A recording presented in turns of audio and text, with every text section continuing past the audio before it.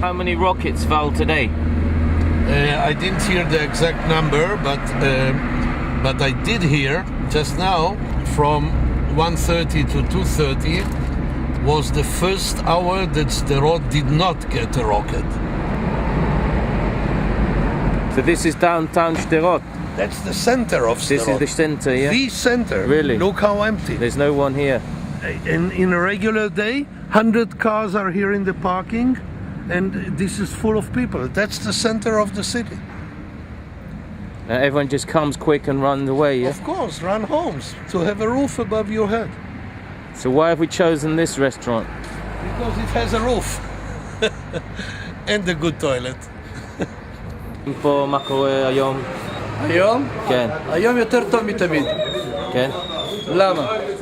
היום זה לא רק בעיה שלנו, זה בעיה של כל הארץ.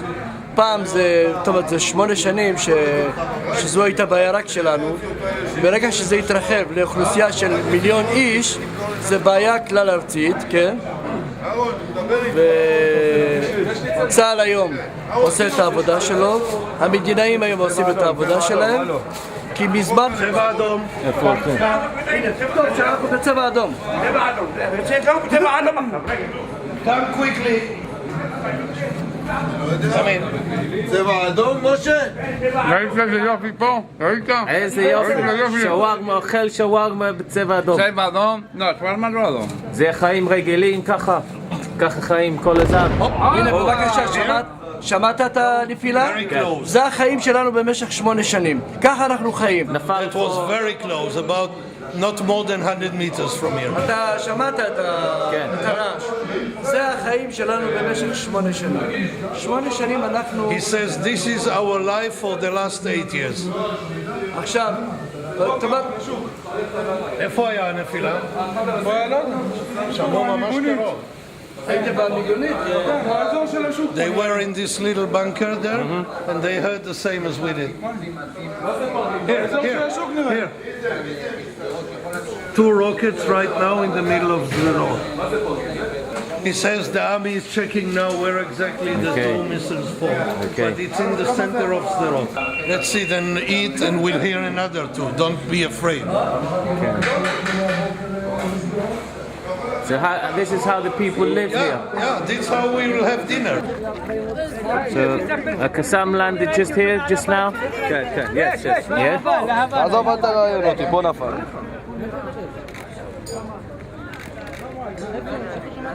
מתי זה היה?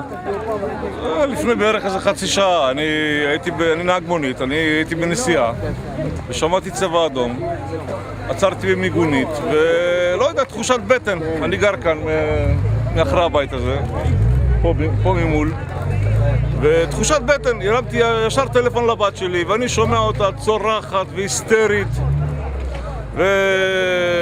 ובפאניקה גדולה. מהר רצתי לכיוון פה ומצאתי פה המון אנשים, כוחות משטרה, כוחות הצלה, וברוך השם לא נפגעה, אבל היא נמצאת בחרדה עמוקה. היא גם סירבה להתפנות. התרגלנו, אנחנו כבר 8 שנים בעסק הזה והתרגלנו, זה לא קל, זה קשה, זה לרוץ כל הזמן למיגוניות, יש פה הבתים האלה בלי מיגוניות, אין פה חדרי ביטחון, ואנחנו בחרדות כל פעם שצבע אדום. מתפללים שזה לא ייפול לנו על הראש, כי אם זה חודר בגג, זה מגיע עד למטה. כי הכל פה זה עשוי מחומרים קלים, זה לא, אין פה בטון, הכל קל. והסיכויים שזה יחדור עד למטה הם גבוהים מאוד. הקסאם בא בתנופה מאוד חזקה, והוא שוקל קרוב ל-18-20 קילו, עם ראש נפץ של 9 קילו, עם המון רסס. זה דבר שהורג, דבר שגורם להמון נזק.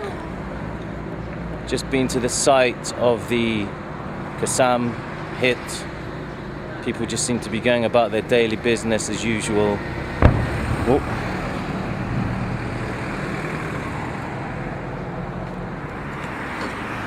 Wherever you are, you have to be close to a shelter here. Here's one.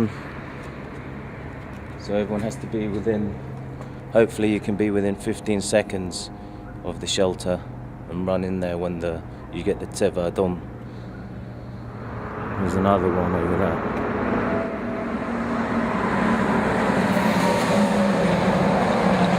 ordered a nice lunch, Naftali. A nice dinner. That's lunch and dinner together. Yeah? In Hebrew we call it so'erev.